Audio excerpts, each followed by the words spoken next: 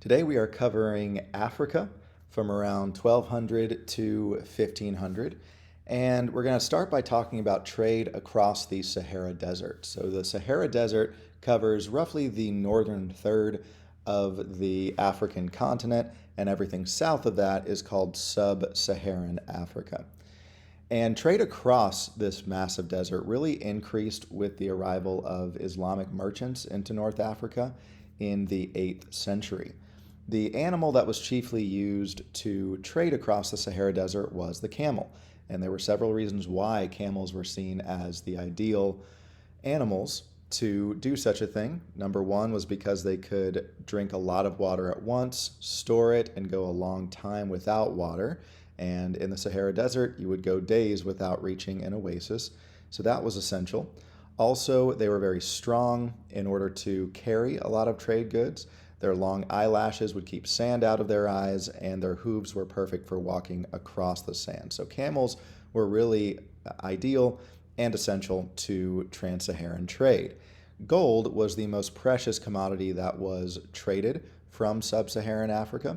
If you look at those kingdoms to the south of this trade route here, this is just right on the edge of the Sahara Desert, and these kingdoms became wealthy through the gold trade. Gold was very abundant in West Africa and very scarce in most other places in the world. And since they had such a large amount of the world's supply, they were able to profit considerably off of the gold trade. So for more than 700 years, the Trans-Saharan trade brought quite a bit of wealth to West Africa, especially to the kingdoms of Ghana and Mali. The Indian Ocean trade was very active as well. So people in West Africa, they interacted with the Trans-Saharan trade, which is right here. But then people in East Africa, so on the east coast of Africa, right here on the Indian Ocean, participated in the Indian Ocean trade, which was a maritime trade route.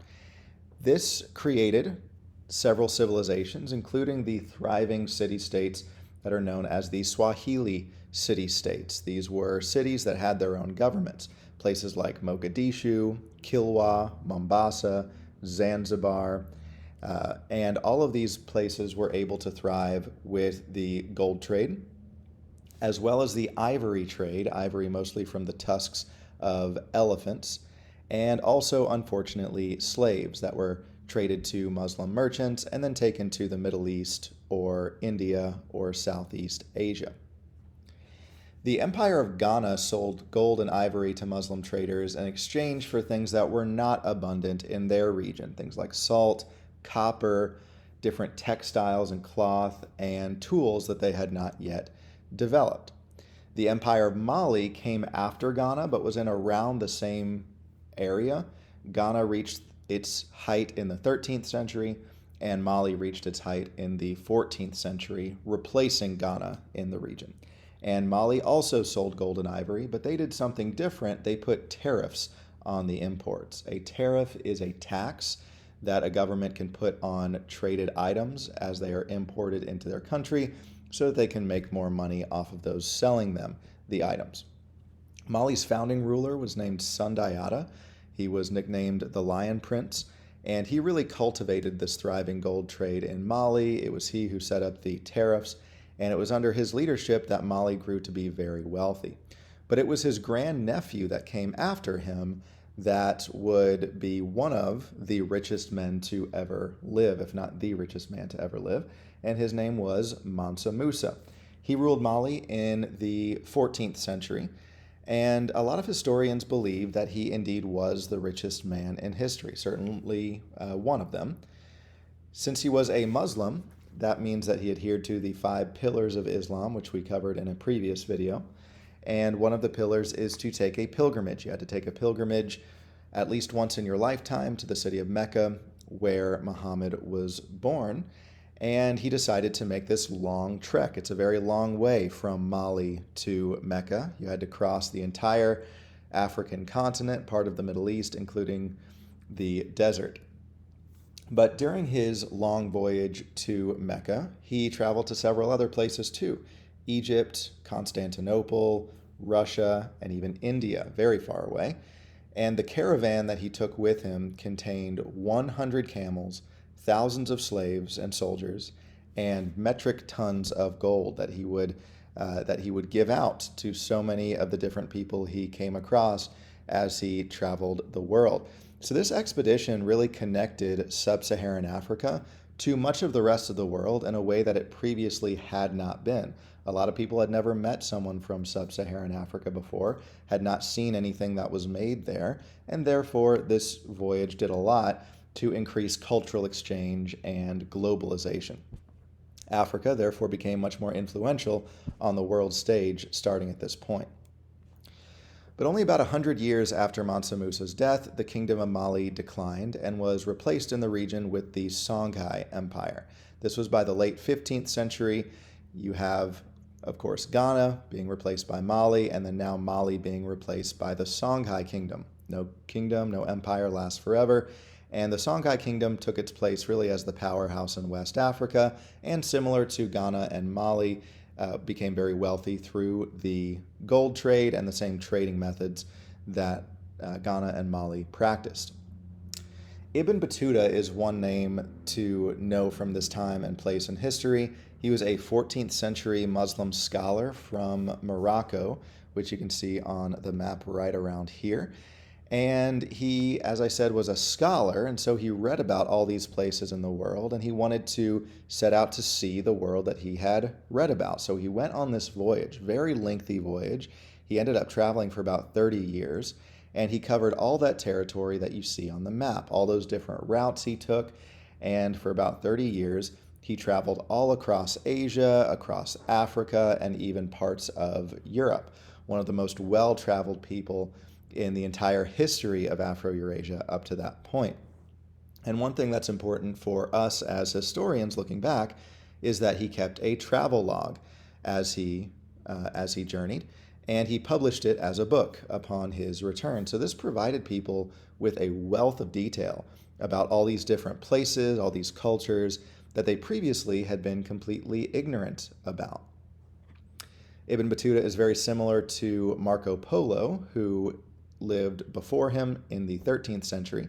Marco Polo was from Venice, Italy, which is right around here, and he famously traveled to China, to the court of Kublai Khan and back, and he wrote about what he saw in the Orient. Now, the Arab slave trade is a very dark period of African history. Every civilization throughout history up until very recently has had some form of slavery, but not all forms of slavery have been equally wicked. And the two worst slave trades in all of human history were the Atlantic slave trade, which you probably know about, the one that brought slaves from Western Africa to the Americas, and then the Arab slave trade, which you might not know about. The Arab slave trade lasted even longer than the Atlantic slave trade and led to even more slaves being captured and transported than the Atlantic slave trade did, but they were equally wicked. And that's because they treated the human beings like cattle. Now, all forms of slavery are bad, but some were much more understandable than others, and others were just flat out wicked like this one. So slavery had existed in Africa on a very large scale for thousands of years. And nearly every tribe and civilization had some system of slavery. But only about 3 types of people were ever taken as slaves, and those were prisoners of war, debtors, and criminals. So whenever a city was overtaken by a rival tribe or a rival clan or nation, traditionally, what would happen is that everyone in the city would be killed, even women and children. It sounds pretty barbaric to think of nowadays, but that was the custom.